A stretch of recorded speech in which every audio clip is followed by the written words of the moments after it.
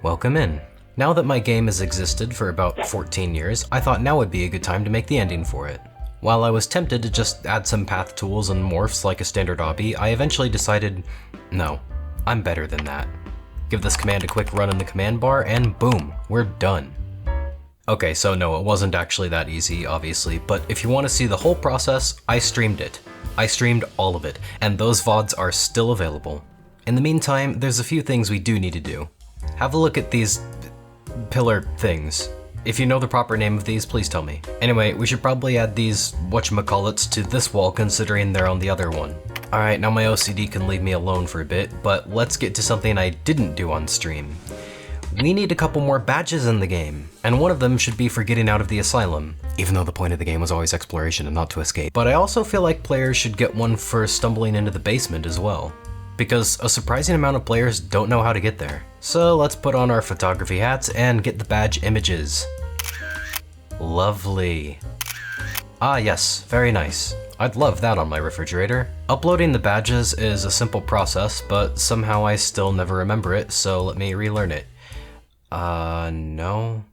No. Ah, there it is. Adding the givers is a lot more straightforward. Just gotta add some touchpads that award the badges to any player who touches it, make it invisible, and put it somewhere impossible not to step on. Now, in immense contrast, let's get to something I could have sworn I did on stream. There's a pretty lame continuity error here. Look, there's windows on the outside of the building, but there's none on the inside. So it's like it gives like Carnival Funhouse vibes, you know? So yeah, like I said, I'm like 100% sure I fixed this before, but as long as it got unfixed somehow, let's refix it.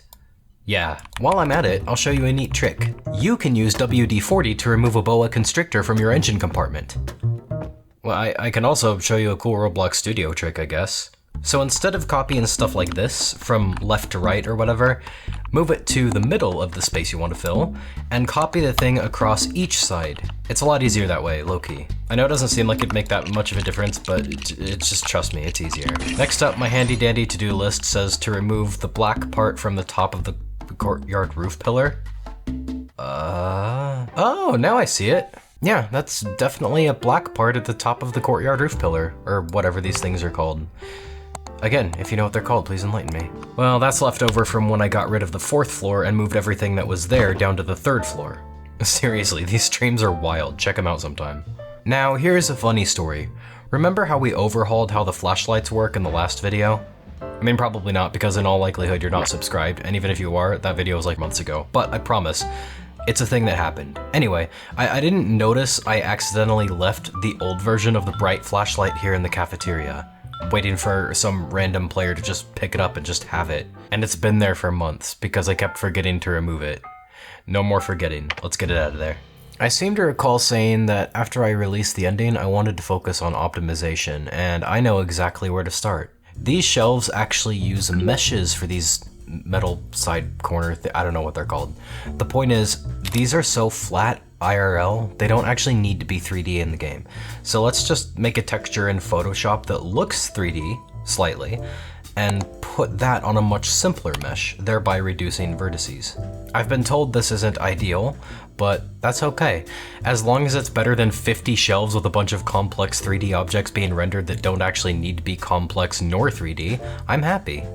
Wait, that's right, I do have like a lot of shelves to replace. Doing that by hand is gonna suck, but luckily, I'm a big fan of working smarter instead of harder, so I'll whip up a script to replace all of these for me. Let's group all the old shelves, name the group, put the by the way, this was laborious enough. Put the newly optimized shelf into a group of its own, name that, and we're ready for the script. I won't get into exactly how this script works, that's kind of a boring stream type of thing, but if you're interested, it's like, you know, 2 lines of code, so here's the whole thing. And guess what? This can even be run in the command bar. For real this time. And boom, all my shelves are reborn. You probably don't believe me because of my trickery at the start of the video, but no, I swear this works, and I swear it was real. Now I had to skip the collapsing shelves and redesign those manually, but that's fine, I'm good with that. I should also mention I went ahead and disabled the shadows on these, because shadows are highly demanding of a game, especially with the lighting set to future. But I feel like most players won't even notice these things are not casting shadows. At any rate, I think that's a pretty solid update for now, so let's publish our changes and take a well-deserved vacation. But stay tuned, because the next updates are going to be wild. In the meantime, thanks for tuning in. Join my Discord if you want to be kept up to date on the game's progress, by the way, and I'll see you next time. Goodbye, everyone.